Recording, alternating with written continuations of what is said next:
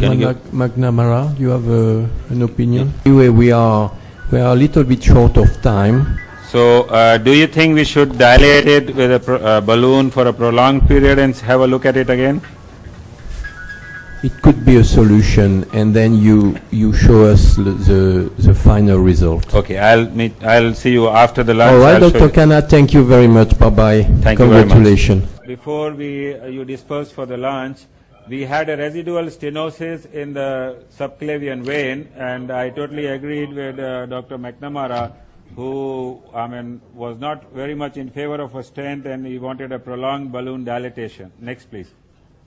So we went ahead and gave a prolonged balloon dilatation with an 8 millimeter balloon, and followed by a prolonged dilatation with a 10 millimeter balloon. This is an 8 millimeter balloon with a prolonged dilatation of about 5 minutes. Next. Next. And this is a 10 millimeter balloon dilatation. Next. And this is the result which we got in the end. And now we have passed the catheter beyond the stenosis, and so it's like an antegrade flow in the vein. And we see the flow, the lumen is quite acceptable, and the flow is good. We also checked it from the cubital vein and got an angiogram, and we accepted this result, and we have shifted the patient out. Next, please. So that's the DSA. The patient moved a little, but because the patient was a little irritable, this is the final result which we got. And I would sort of seek the advice of the expert panel. What do they think about the result?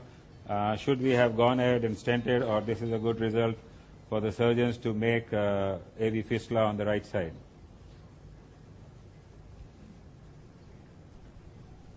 Next one. I think, Dr. Khanna, after making that AV fistula, this vein will further dilate. Yeah, that was my thinking also. Once we make an AV fistula, this vein is going to dilate further and further.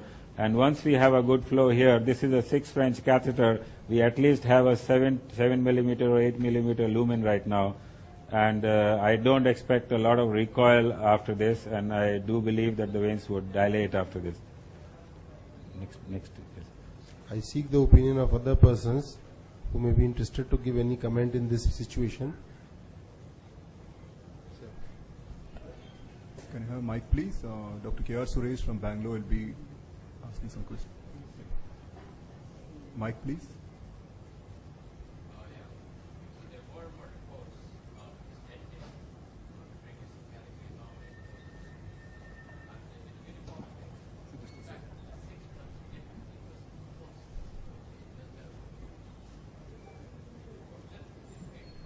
Just a second, sir. Just a second, sir. We'll get the mic for you.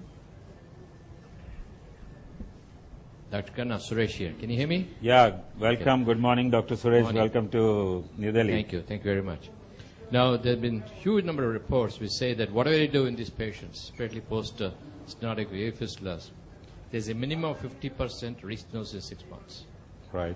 Stenting is probably worse than doing it all. Now, my question, these patients, unless you already have a fistula which is functioning, to create a de novo fistula, is it worth doing it at all?